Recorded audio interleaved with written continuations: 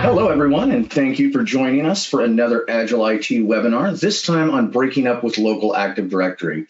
This is something our host, Conrad Agerman, our CEO, has tons of experience with. He's helped out a lot of our clients, and he's going to be breaking things down to make it kind of easy for everyone today. I'll let you take it away, Conrad. Hey, John. Yeah, so breaking up is always difficult to do. A lot of good reasons of why companies would want to go through it. I'm going to go through different pieces as we move along. First off, there's lots of different reasons of why you would want to make this transition. Many organizations have already been in Microsoft 365, and yes, of course, we're going to talk a lot about that being the bullseye.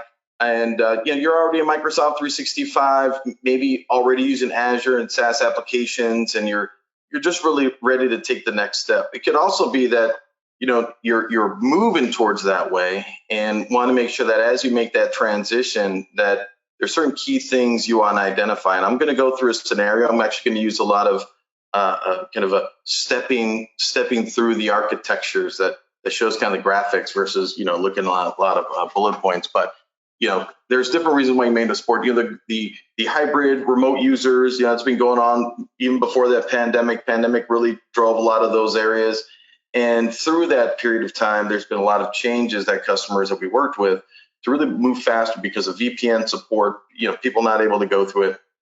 But we're also starting to see some interesting things in the market. A lot of the local infrastructure that's out there, either because it's dated, we still see customers, Windows Server, 2008 R2, not as many of them, but Windows Server 2012 R2, and really to support those legacy applications that are on-prem, file servers that might be on-prem, but through time, customers are moving that to OneDrive, to SharePoint, using Teams. There's still some other required data they might have to use, and through that transition, you might also be looking at the financial impacts to all this. If I did want to remain on-prem, well, it's aging, which means I have to refresh servers. And a lot of times it's not just buying one server, it's buying a number of servers. And then, where does it go in the rack? And then the power consumption that they have, and then the licensing there's so much that gets involved in this that sometimes the benefit of thinking, well, if we don't change,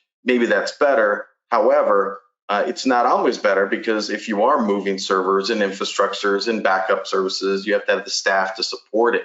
Even if you have an MSP, there's still a lot of headaches that go with it. So a lot of customers are using this time of, well, do I really need that? Or how can I start to plan? So some of those areas we'll cover, and as well as compliance. If you're in a government area or industry area, such as, HIPAA or this finance, or you have to do an audit, everything is a part of it, including the infrastructure. So leveraging something that is more maybe modern and reduces the footprint, could be really, really beneficial. Before I go through that, and then the last part is, when you think about security side, about reducing the attack surface, right? So yes, there's things that you can do to make sure you're on the more modern set of servers, and you're using things like Defender for identity to help secure and keep track of the vulnerabilities that might be happening inside of the network with infrastructure. But those days of just, well, there's a firewall protects me, as we know is done. You could still use Defender for endpoint on workstations. But again, every single server and application they have is just another vulnerability to go do it.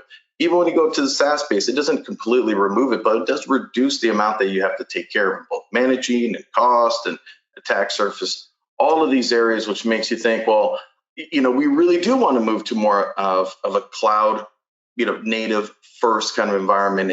And how to get there really depends on the amount of infrastructure that you have, plus the other services that leverage that, which I'm going to walk through. So there's definitely some things in there you have to look at. I'll talk about certain key, gotchas or places that customers tend to forget, or we have to go through it as we move along through the diagrams. But when we go through this again, it's really understanding your line of business applications. It's one of the biggest things that slows things down in the overall transition. Your local networking, I forgot to put it in there, and really identifying other key services that are kind of sneaky in there, which I'll talk about, as we go through this, that you really have to keep a focus on.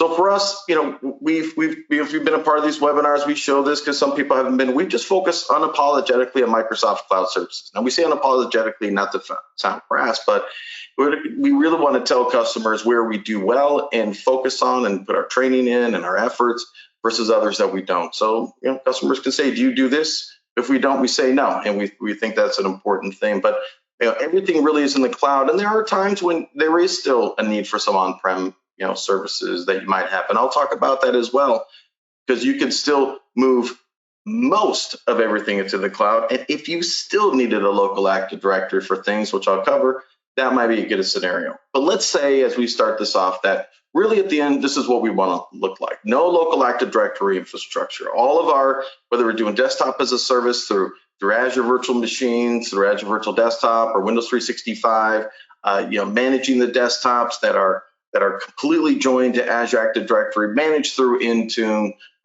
controlling the device lifecycle through that, using things like managed devices for universal print, managed phones. Again, all cloud services that you have, and many of you might even be close to this, with the exception that you still have some local Active Directory that's going on, and we'll talk about that. So first off, when we think about where many people are, legacy infrastructure, and it's tough to say because there's Windows Server 2019, there's still Azure Active Directory, Microsoft is still investing in it because, like I said, there are some reasons why you need to have that, because of certain applications that need to be on-prem. You're a manufacturing organization. The ERP system has to work with the local AD, but even there, we found where customers can remove that dependency and still have what they need because they're a 24-hour shop. When the network goes down, the machines don't care, and we have to continue to operate. But many other organizations don't need that, but there's some small cases. So do you have to keep a local Active Directory? You could, or you could not, and still manage those devices through the cloud. Another webinar for that. But in some of these areas, you might have servers deployed. You might have multiple offices, and you have an Active Directory domain domain controllers deployed in different locations and file servers in different locations. They could be co-load, they can be in the office, they can be wherever it is. Understanding that they are all out there, and there's this networking. Again, when you start to, if you're more of a CFO or financially driven, CIO, and you start really adding up the math, right? Of wait a minute, I have, in order for this topology to keep working, I have to continue to invest in, site-to-site VPNs or an MPLS network in order to keep those servers talking for what? Desktops? So you save money on that, the support contracts, the network, it just starts to add up. It's not just the price of a server. Yeah, I buy a server, I have that, and that's cheaper than putting the other licensing.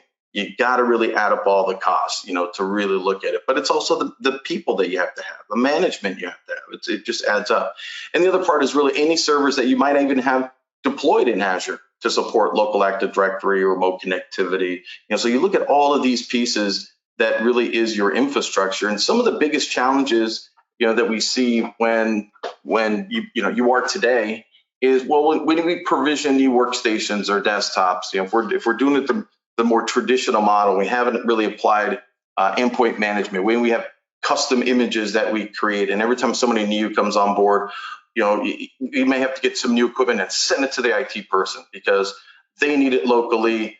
There's strategies to do it, but they're more complex to get that server up and running. Join the local Active Directory environment, making sure that's good, even if it's hybrid with Endpoint Manager and Azure Active Directory. You still got to make sure those are configured properly. The local security for the application. There's just all this overhead just to get people started on their applications. This session, I'm not going to talk about specifically how to do that with Endpoint Manager and Azure AD, but we've had, I think, some sessions, and there'll be future webinars that we do that talks a little bit more about that specific scenario. But this adds more overhead. Every time they want to access, the users want to access local services, they have to VPN in. And so now they VPN in, and that also maps to our file server. Even though we're still using SharePoint and OneDrive, it's they're still bound to this. It's on our E drive, and the application I use only works when I'm connected via VPN with the E drive. So now we have to maintain the VPN and the connectivity. Yes, there's things like always on VPN that's available with Windows, Windows 11 and Windows, but it's just more and more infrastructure you have to manage.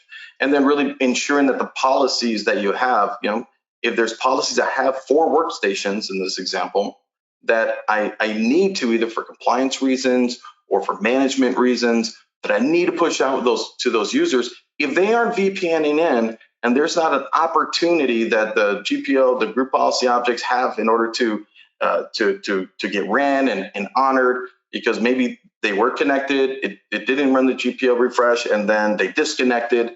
You have what you think you have managed devices out there. You really don't, because it doesn't listen that way. So yes, you can start to transition things to more endpoint manager again, but these are some of the heartaches that we have just from the onboard them, manage them, keep the infrastructure. So again, as we started out with why we're here today and where we're trying to go, let's talk about the different stages or states that we can have as we move along. So here's just a quick view of what many organizations look like. We're using Office 365 or Microsoft 365, using these applications. There is a, whether you know it or not, there is an Azure subscription, but it's mostly tied to your Azure Active Directory. We're not using it for much. We may have VPN gateway, maybe not, but we are synchronizing with our local Active Directory users. And so this is a key concept as we go through three real key things. 1, your users; 2, your groups; and 3, your devices. And in this starting point, we may have already moved, moved all of our mails, or SMTP toso.com is going to our Exchange Online. We're using those applications. We have the desktops either public on the internet because they're working from home or your little coffee shop, wherever they might be, but to access the applications that we have in our environment. So again, here it shows a little gray box, but it just represents that the inside of that network, because we know many of you might have that network that they connect into a co-location, but you might have servers in another place. So you're setting up, all these different network connections and routing, to kind of handle this. Either way, we have some computers that are inside of the network that that we use because they're always in the office. If we still have some of those floating around. And then those remote people, but everything's kind of bound in here. And this wasn't wrong. This was the way you're supposed to do it. For many years. And also the complexity to transition off of this can be daunting in some places. But over time, you've probably seen it for yourself, where that transition has been, from maybe an on-prem solution to in the cloud, because the vendor created one. Now we can leverage that and do a migration. So you may have naturally floated to something else. Other things you may have custom written yourself, and again, it might have been something you custom written, way back in the day, or continue to maintain. But and again, those old design principles, which was, hey, make sure the users can log on securely. We'll do, log in from the application, like let's say in the inventory system we have here that we created. That when they log on with their Active Directory credentials, and we'll use like NTLM or Kerberos in order to kind of feel like a single sign-on, because Windows is logged on to the same domain, the user is already authenticated, the access to the application's written in, let's say IIS and C# or whatever that is, or Java, and it accepts it. The user just kind of goes in, it just works, it's great. But that doesn't work well when it's inside of the VPN and I'm remote and I want to go into it. We do have other sessions we went through about supporting that through Azure AD, something called Azure Active Directory Proxy, but we're trying to get out of this scenario, right? So let's say this is our starting point, applications and things are here. So let's take the next step. Oops, sorry. Why is it going in the wrong way? Here we go. All right, so let's do our first step. We've already done our assessment, and we did the assessment. The things that we were really looking for was, what are the applications? So we saw those line of business applications. Actually, let me take a step back. We look at these applications, and we're really trying to, assess, are these applications, what does it take to move them?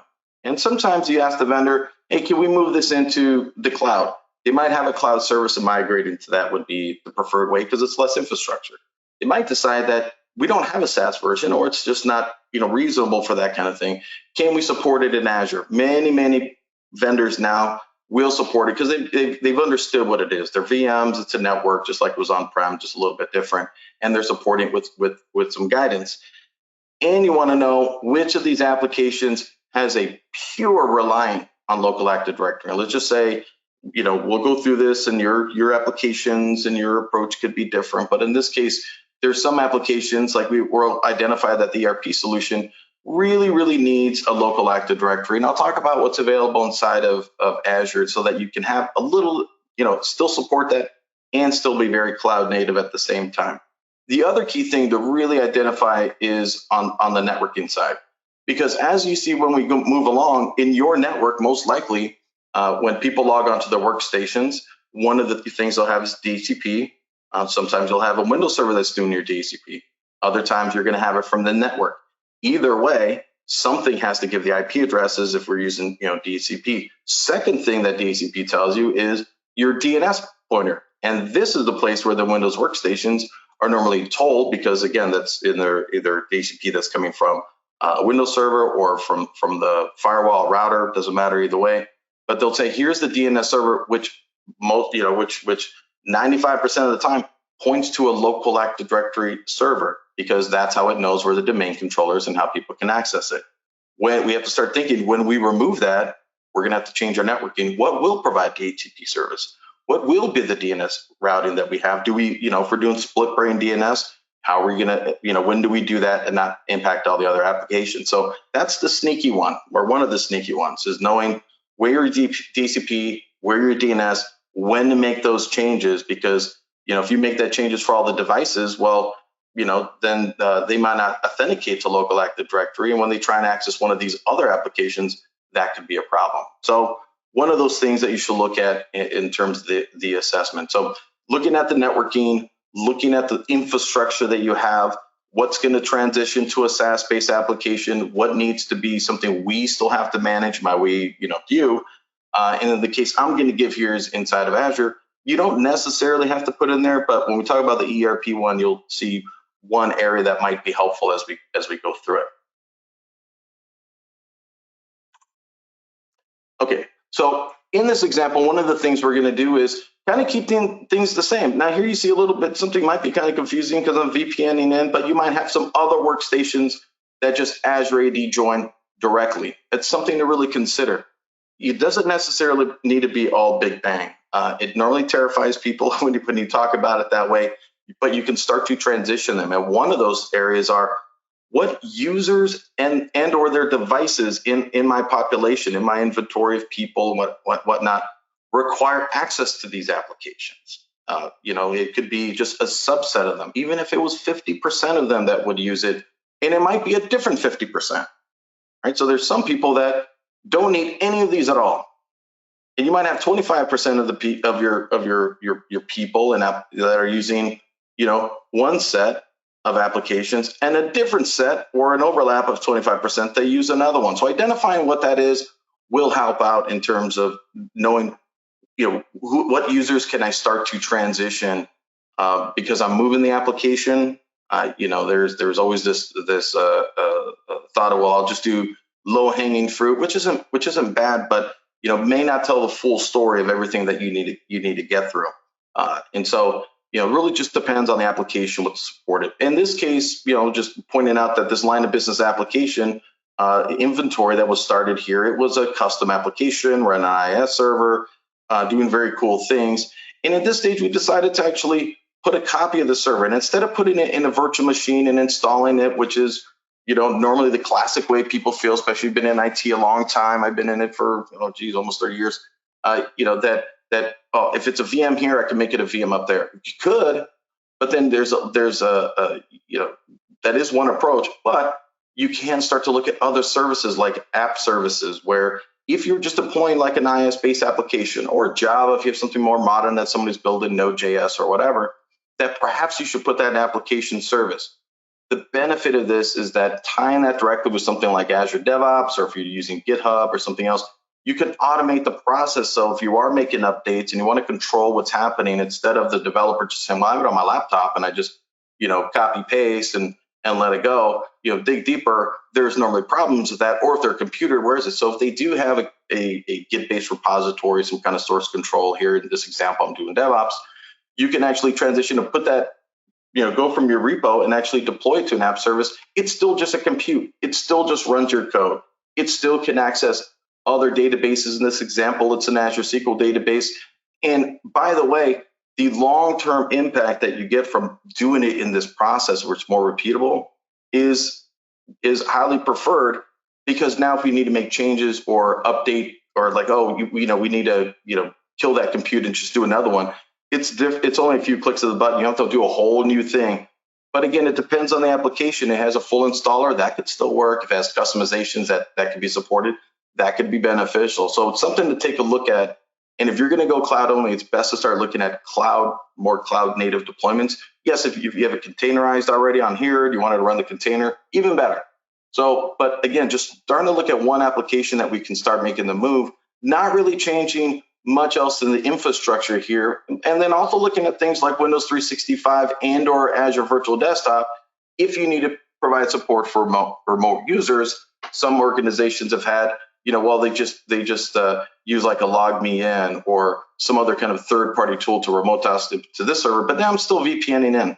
And really, if they're just trying to get access to maybe this application, where even though it's an app service and it can be internet facing, it doesn't have to be. You can still close it off here, but they get access to it via virtualized desktop, or you can even control the connection point for the VPN, or not VPN, but if you had to do VPN, you could do it this way, or other mechanisms for them to access it and control where to access it. So you don't have to be so scared of using this. So this is one of those steps. So we have this VPN connection here. So any users that needed to access it could still access it using that method until you're ready to go, fully through the cloud endpoints. And now you can have some devices that are VPN'd in that can access it. Other devices that are more, cloud connected, maybe only do Azure Active Directory with Microsoft 365 and or use some of these other applications. So things to consider that's in there. Crawl before you run. You might decide that, hey, the next step, I really want to, there's some servers that we just don't want to, support anymore. One of the things that's really not here that should have put a little graphic on it is that the HR application has moved away, because it's not infrastructure we use anymore. We decided to either transition to a new provider that's cloud-based or migrate to our previous vendors because we love them and we want to keep using it, but now they have the SaaS-based service. So now I may have these two together, kind of running and testing, and then eventually I want to get rid of this altogether because this is working out well for our users. So again, something to consider as we move along. Now we take the next step. One of the things you'll see, some other services have gone away. So the one thing I was talking about, line of business applications here at ERP, again, it's just an example that might still need to be bound to an Azure Active Directory. Bound to a local Active Directory. And we call it local. Microsoft will sometimes say local, or they'll just say Active Directory, or they'll say Windows Active Directory. But essentially, it is what we traditionally know as the server with the Active Directory service. So there is something inside of Azure that's called Azure Active Directory Domain Services. It is different than Azure Active Directory, but they are related to one another. So essentially, Azure Active Directory Domain Services, as you turn it on as a service, it functions just like a local Active Directory, with some key benefits and some things that are maybe not so helpful or what you'd want to see. So one thing is the users that are in Azure Active Directory, either all of them or you could filter them by whatever criteria you want, will get synchronized directly into Azure Active Directory Domain Services. So if they have an account that that even now as you connect them through Azure Active Directory Connect, they have Azure Active Directory user accounts that they can access their email. Those same users, all are filtered down how you want, are now available in this new Azure Active Directory Domain Services. And so you'll have these two endpoints, which look like two domain controllers. Very cool. You cannot remote desktop into them. Microsoft manages them. And how do you configure it without being able to access it? Well, you would spin up a server or some kind of desktop in this environment, and you would join to this domain. You get to control what the name of the domain and the scope. And then from there, active users and computers, just like you would normally see, and you can see those users. So now you start thinking about your provisioning process and have new users. What now is we start to talk about, well, maybe you shouldn't be creating those users first in local Active Directory. You create them in Azure Active Directory that need it first, and through our transition, those applications, and they'll get synchronized into here. So now you still, well, don't I still have a local Active Directory? Well, you don't have the servers. They're not on-prem. You don't really manage them. Microsoft manages and patches them. While you could create users in here directly. Those are normally scoped for like a service account or something you're going to go do. So you still have that ability to do it. There's just some other things like you can't extend the schema. This is not where you put Exchange or anything like that, but you're not really trying to. And most ERP solutions don't really extend the schema anyway. That fell out of vogue, like almost 20 years ago. But now you can actually have this line of business application mapped in here. So what's the kind of the drawback in this? Well, when you move that line of business application from one to the other, and it's no longer bound to that local Active Directory, right? Because while this is still here and synchronizing there, this Active Directory domain services has the users you have, but they are not the same. It's not like a forest trust that's in there. There are topologies to do that kind of weird stuff, but you should be pushed into it. But so there's a lot of things you can support. But in this case, now I'd have to have that line of business. And many applications, like look at SAP, it really has its own view of that identity and a unique kind of identifier. And you can break it and then say, oh, now I want to put you back in, but it's a different domain. And it says, well, fine, I'm just making it convenient, but I still know who that user is and what they do. I'm not the SAP pro. You should go talk to them. We just worked on that a while back with a few customers.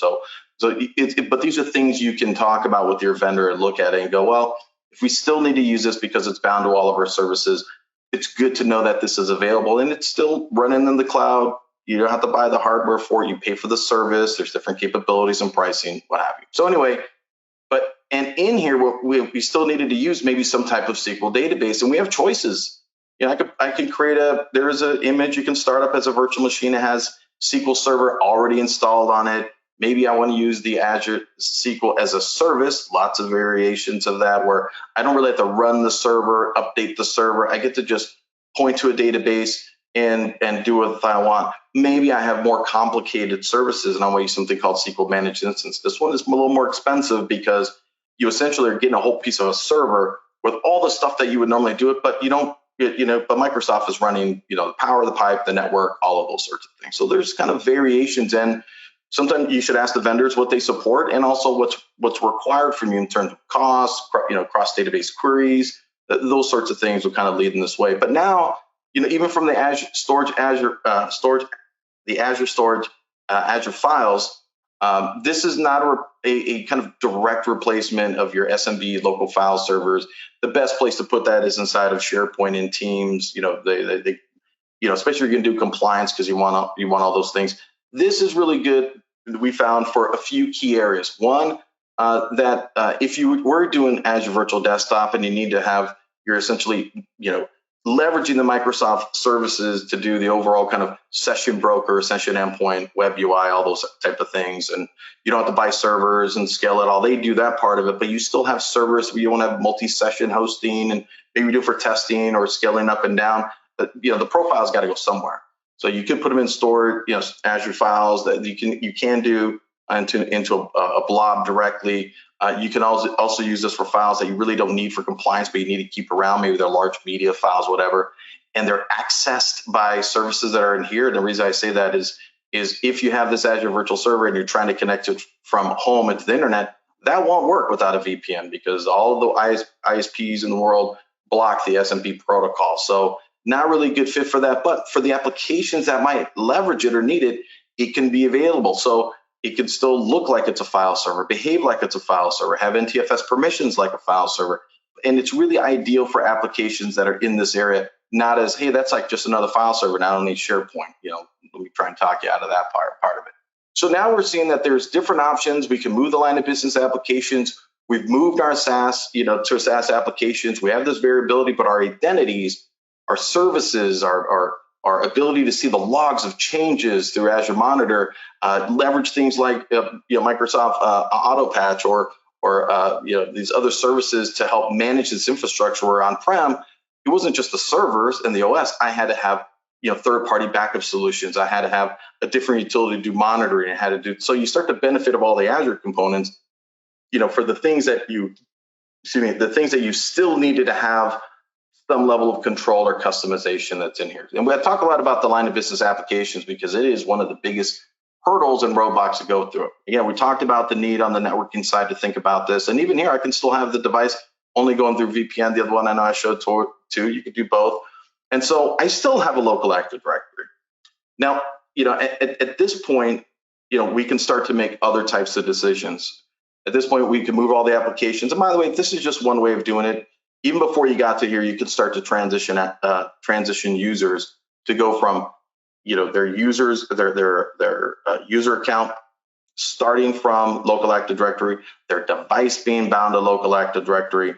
As you onboard new users, you should again identify, hey, these users that are coming in really don't need access to any of those applications. They are a perfect target to say your device needs to be joined directly to the cloud, and you user are going to only be created in Azure Active Directory. And if later on they didn't use those applications, remember we set some of this up, but let's say that they don't.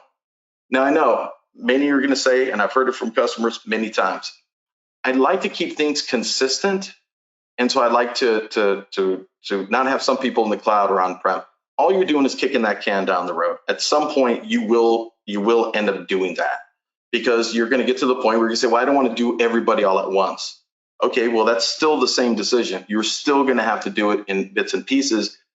But for any of you users or devices coming in, if you can try and put them in the cloud first, now you're lowering your technical debt. You're leveraging the fact that one, licensing them on-prem or those other things, and take advantage of what I'm doing in the cloud, and getting things prepped up to move that way. And it will help with the in the buying of the organization, seeing how they behave, the benefit that they get from it, and that'll create possibly create a little bit more motivation as you move along. And again, we still have local Active Directory, so we could got to this point, and not only that, all of these local Active Directory users, what ends up happening, and this is kind of the big money one if we look at it, is well, if I'm transitioning in that way, and maybe maybe even earlier on before we moved a lot of the line of business applications, typically when people were in the beginning state or even in this state, because they're local Active Directory users that come up here and get Exchange, a lot of the properties that you have to do for mail, like if you're for those local Active Directory users and you go into the Exchange portal in the cloud, you're not able to actually change any of their mail properties, because Active Directory and Exchange are trying to be conservative to this and say no, those are synced users. Those properties, like their mail address, proxy addresses, those properties belong to this one, because AD Connect syncs it up, and so you want to make changes, you can go there. That's often why people have a set of Exchange servers that are legacy and they want to get out of it. We do have projects where we essentially remove it out of the environment, but you still have those users. So there's different PowerShell scripts you can use. There's some third-party tools you can use, but you have to do this. So what about those cloud-only accounts? They don't have that problem. So in here, you could be administering those cloud users that aren't synced up from from local Active Directory and manage them happily inside of the cloud. The other ones are bummers, and you still have to go down here and manage them. However, once you do break this connection, which is one part of the effort that you go through, is in the end you'll say, I want to break this AD connection. But before then, there are ways to filter those users out. So if you did have some users that are already in local Active Directory, and you wanted to be able to say, well, can I make at least those users already in local Active Directory, already synced, already in the cloud? There's desktops. I'm either going to refresh it, update it, and they're going to be cloud registered. Can I get at least those users, and through time, so I can get everybody else and make them cloud only? Yes, you can. There are updates that you can do through AD Connect and some local AD filtering that you can do, so that way you can start to even move those users you already have up into the cloud. So new people are going into the cloud that don't need the applications. Current users that don't need the applications, there's a process to essentially tell AD Connect to filter out certain users in certain location, but don't delete them. Or if you accidentally did something in AD Connect and it did delete them, and how you can recover it. So it's a whole process we work through and engage with customers. But it's possible, and it's important to go do that. So it's important for you to know that, so you can transition that way, but we have to be mindful of what it is in the applications.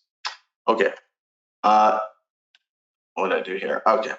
So what do we do when we're at done? Well, one of the things I talked about earlier was, yes, at some point when you're really ready to remove AD Connect, there's a process to essentially, it feels like it's only 2 PowerShell commands, but it's more than that, because once you break that connection, well, what happens if something's not there? You can reestablish the connection and things are fine. But when you really get ready to get to this point where there's no more local Active Directories, all the applications are down, while the beginning of the life of your network and through the whole life cycle to this environment, so you got to this endpoint, to this point, you were accustomed to doing two to three things.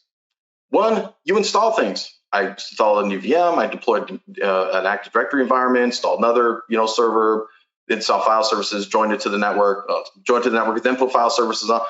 You installed things.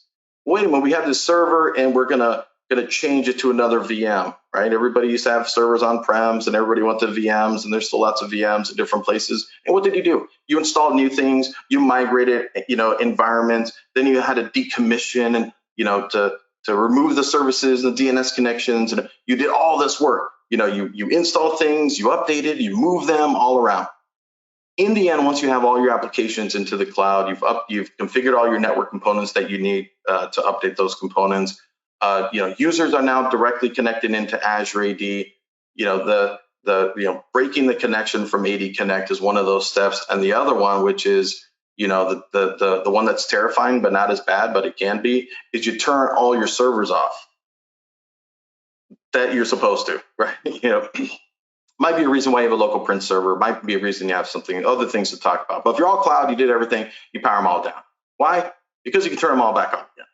But you try to find that last bit of where are things. But if none of the other servers, well, hey, I had the old VMs that were in there, these other things that were attached.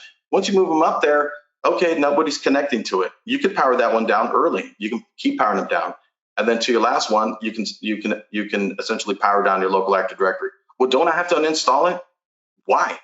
What are you going to do from that? You're not removing it. You're taking everything off. So you're slowly powering things down, but it also gives you comfort that you can power them back up, get there, resolve the issues that you have, power them back off. But what do I do when, I power them off and it's been a week? Well, it's really a business decision at that point. If you need them available because of any other data, you should have had it off, because you don't want to have them running. So, well, there's stuff on there I need for compliance. Again, you should have moved it off, because at this point, if you keep them off and then you say, oh, in 90 days, we might need it. Well, one, it's not going to be a good sync. It's not really going to work. The second is, it has to have patching for 3 months. So it's going to stand up, try to get patching. You're going to get hacked. This is not a good scenario. So anyhow, these are the things that we really got to think about as we transition. There's a little bit more to it, but I hopefully feel that as we progress through this, that you start to understand there's certain things we really need to identify, of our environment. Line of business applications are key, but the other one is just, what users and devices can we move either brand new, in stages, early as possible, to reduce the impact on the organization as time moves on. And the other part is really looking at your networking part of it. For the VPN, DHCP, DNS, those are sneaky ones that hang in there. Printers is kind of third.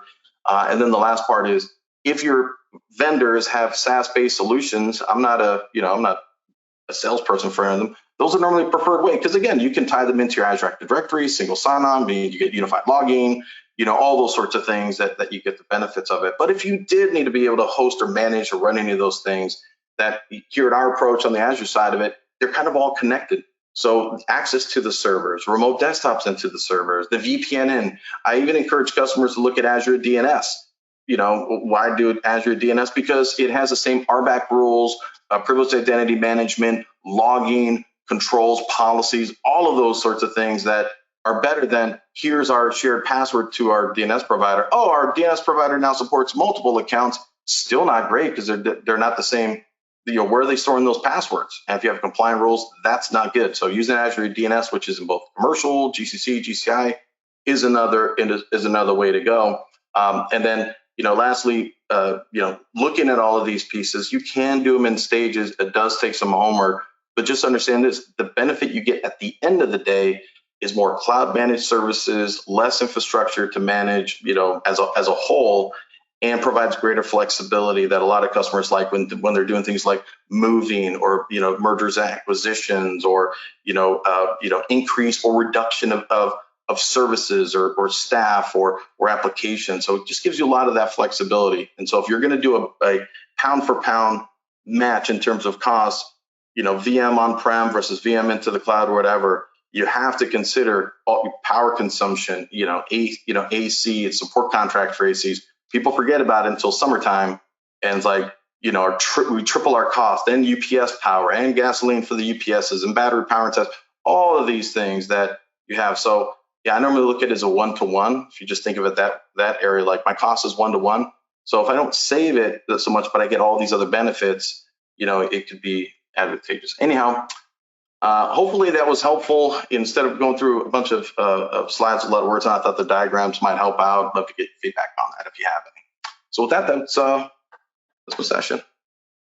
Awesome. Thank you, Conrad. We did have some questions come in throughout the session. Some of these are doozies. So I think we may want to follow up by email with one or two of them. Okay. And I think some of them have also been addressed during the session, but I'm going to go through them anyway. The first one is, I've played with this a little, and there are a few things that are concerning with only setting up computers to the cloud as well as users. Lack of a local user, for one. So in terms of, when somebody gets a workstation, let's say Windows 10, Windows 11, they join, they put in their UPN, their email, they put in their passwords, like, oh, you're part of Azure Active Directory here and Intune, and we go do that.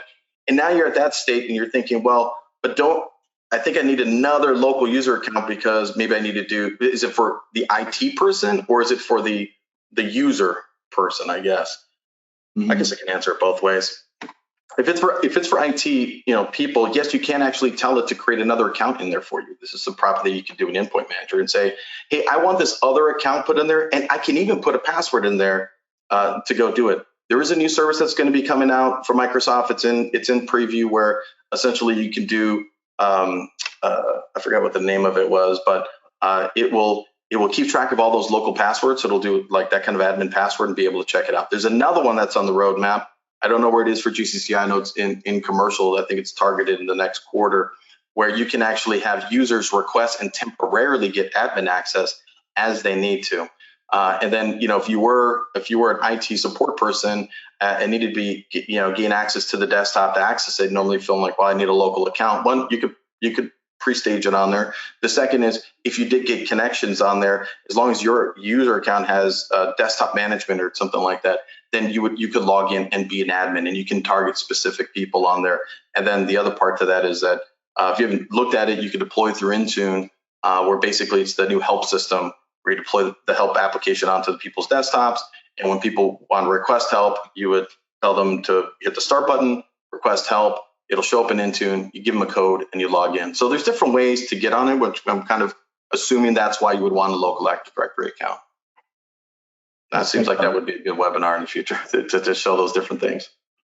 The next one hits me in the feels because I worked at an organization that had a setup similar to this. The accounting server is an Azure VM, but joined a local domain. Users are on Azure AD, but must VPN to access the application. Wondering if the application developer needs to be contacted to see if disjoining the VM from the local AD and joining the Azure AD will work. Because once users log in, users use the local account on their application to access the app, not their domain account. What do you think?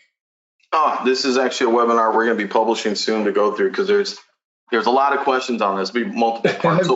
So one of the things that when you look at a web application, there's certain decisions that the developers created, and there's this, and I'll try and cover it briefly in 2 or 3 parts. The first is, deciding if they're going to leverage something on the front end that handles authentication for them. So if it's web form authentication, which is a part of IIS, and they put in their username and password, which is terrible because it's all basic and TLM, that's one thing to consider. The other is, well, no, they just connect in, and if they put that, if they did put in their SAM account name or their traditional name, not like email or UPN, then again, it would be tied to local Active Directory. So let's talk about the second principle of this. Well, that's just how you authenticate.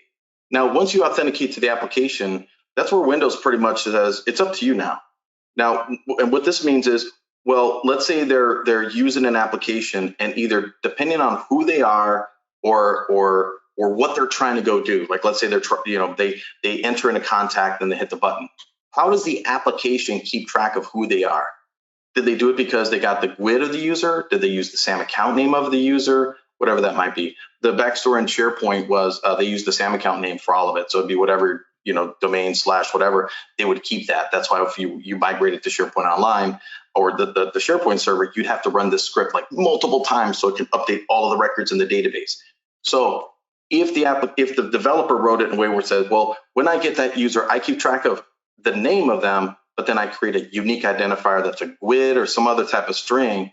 Though a lot of other applications, we worked with customers that when they transition their applications, like, well, look, if you already have that, which is good, then when you transition your application to change its front end authentication, you would just have to change, understanding, when once it gets to me, I know how to map that name, which is maybe their email or UPN name, back to the GUID. So it'd be a kind of a backend thing that they would have to go do. So there is something that developers made decisions depending on how they've done it or what's authenticating, that'll impact what they may have to change in the backend. In that second scenario, it's a much, much easier process for them. I know this because we've done it ourselves and worked with other customers. But if it's the other way, it's like, well, no, I use that SAM account name for all of the users. I doubt it's probably going to be that. That was the old way 10 to 15 years ago. But then what happens? People change their name, right? They get married, they have just a legal name change, whatever that might be. And so they've learned not to use that as a unique identifier. So hopefully that helps. All right. The next one is we use cloud Sharp Find Me to manage printing, but the application couldn't process two-factor authentication, so local AD group must be synced as opposed to 365 group.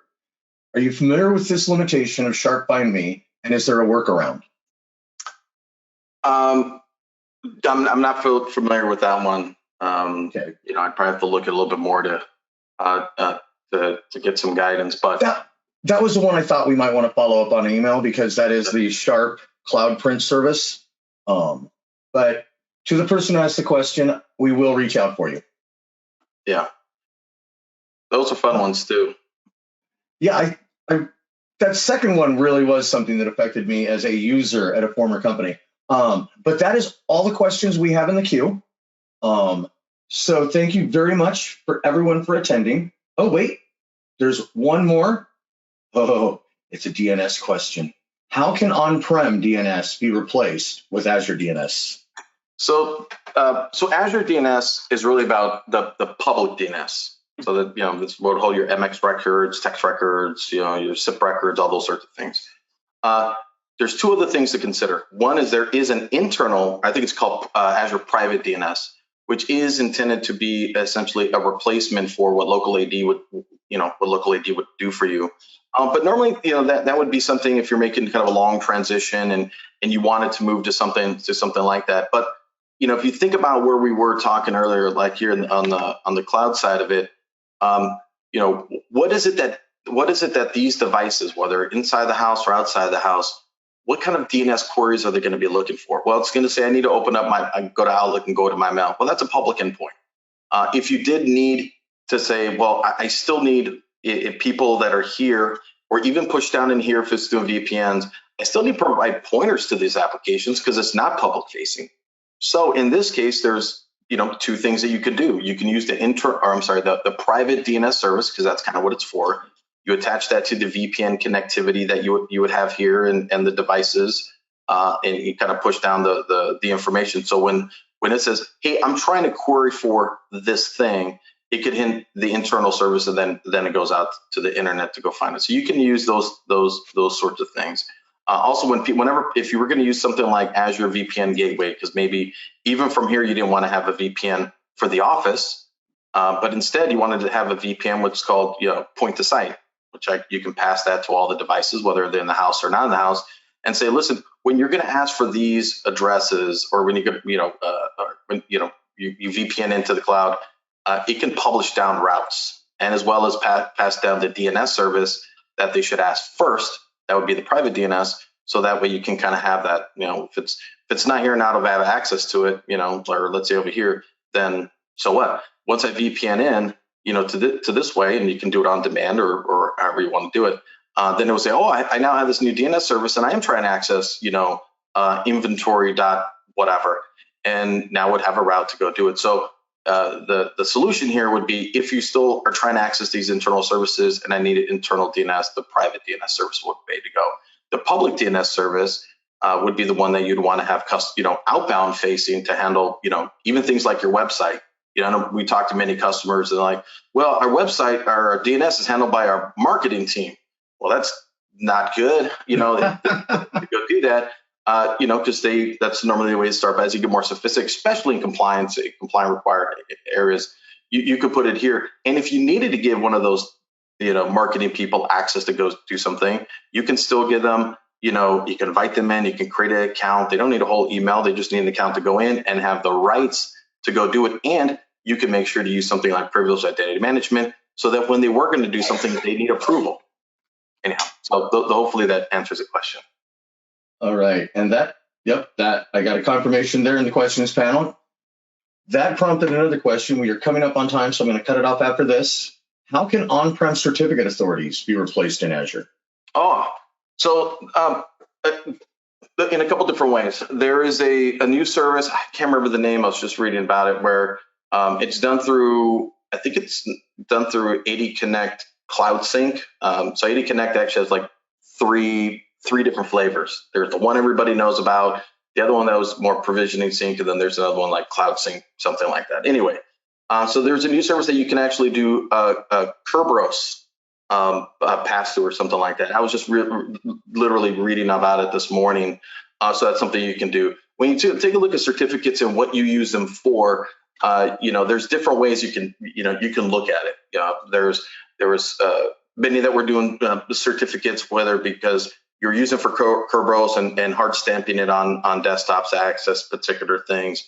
If you're doing your own certificate store because you wanted to create an SSL connection that was on your internal application so people access it, that was a good route. But is that really the right route to do now? Because what you'd want to go do is, we're talking about the other applications, and you could do this with a regular VM, you could do it through Node, whatever, is you can actually put a conditional access policy on these as well. So that when people are trying to access the application internally, that you may want to multi-factor them, and your application doesn't even know about it yet.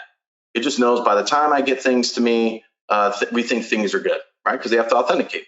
It happens when it hits the server. You do some server configuration, so you don't have to really adjust your code, and then it does your authentication and go, hey, when you're using let's say the ERP solution, we make it available. When you go here, I put even more conditions. Yeah, you may have MFA conditional access and MFA, 30 seconds ago, but now that you come in here, I have a new rule that says it can only be on a fully managed device. Other rules, when you go to this, I go, yeah, your device can be somewhat compliant. I'm not saying that's the right way to go, but you have control of those sorts of things. So I really think it looks at what do you need the CA policy for? Do you still need it? If you're doing something where you have a special certificate that's being managed for the entire tenant, well, that's a whole nother subject. So I think it's just like, what are the certs used? When you look at these transition, is there a better alternative for it? But there is something new, like I said, on the Kerberos space thing. Sean, if you mark down who asked the question, we can, I can send you a couple links so you can take a look, see if that fits. Great. I have saved those in Teams. All right. Well, thank you very much, Conrad. And thank you to the audience. Those were great questions. I will be following up, as I have been for the last couple of webinars, individually with you, just to send out that YouTube link, which I'll have up by Friday afternoon. If you do have questions that weren't able to be answered during the session, please feel free to respond to that, and I'll get you in touch with somebody probably smarter than me. But thank you once again. Not smarter, just different focus of knowledge. Hard to beat me at Door Fortress, man.